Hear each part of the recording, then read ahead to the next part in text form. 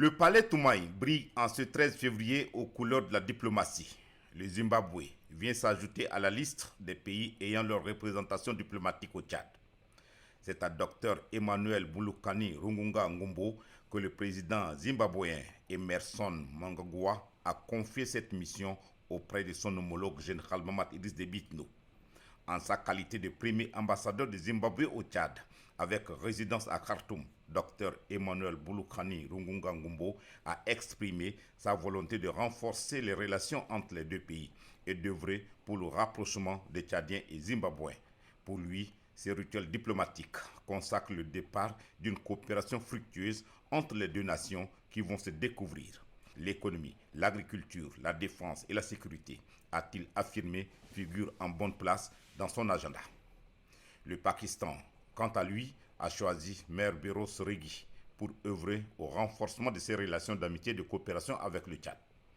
Après la présentation de ses lettres de créance, l'ambassadeur Mayor Beros Regui et le chef de l'État, général Mamadou Idriss Déby Itno, ont passé en revue les domaines de coopération entre le Tchad et le Pakistan. L'ambassadeur Mayor Beros Regui, qui a pour résidence Khartoum au Soudan, dit avoir reçu du chef de l'État les assurances d'une coopération fructueuse intéressant le domaine de la sécurité, de la défense, de l'économie et de la santé. Pour le Royaume de Belgique, c'est Myriam Bekelen qui sera aux manettes. Pour elle, le Royaume de Belgique considère le Tchad comme un partenaire important pour la stabilité du Sahel.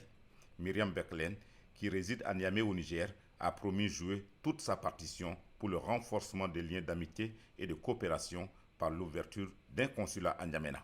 La Belgique n'est pas très présente au Tchad au niveau diplomatique, je dirais, puisque nous n'avons pas d'ambassade, nous n'avons plus de consul honoraire. Et donc ça va être une de mes premières missions, c'est de recruter un nouveau consul honoraire. C'est l'ambassadeur de la Confédération helvétique au Tchad, avec résidence à Abuja au Nigeria, qui vient boucler le ballet diplomatique.